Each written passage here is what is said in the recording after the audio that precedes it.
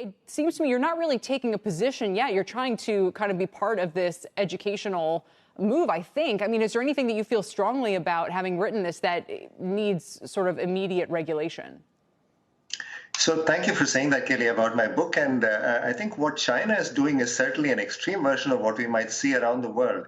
The technology underlying Bitcoin is certainly a marvel, and I think is going to provide a lot of interesting new financial innovations that help to democratize finance, directly connect savers and borrowers, give easy access to digital payments. But the cryptocurrency world, especially as exemplified by Bitcoin, I think has some serious issues. There are environmental issues associated with the process by which transactions are validated on Bitcoin, the mining operations, but also the fact that Bitcoin has really not worked well as a fundamental medium of exchange.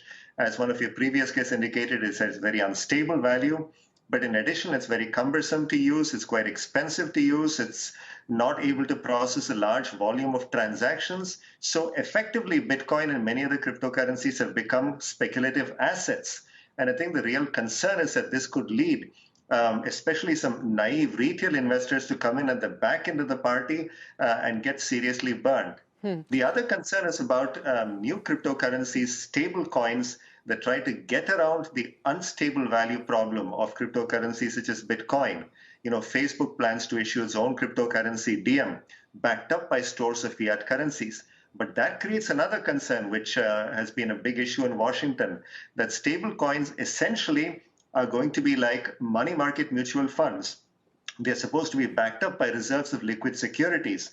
But as we saw in the global financial crisis of 2008, 2009, those liquid securities can very quickly turn illiquid, and essentially the stable coins might become financial stability risks of their own, in addition to the risk they pose to usage for illicit transfers, both domestically and across borders. What would you say to the viewer who would like to know, what is the key takeaway from your book? What is the real underlying message of it?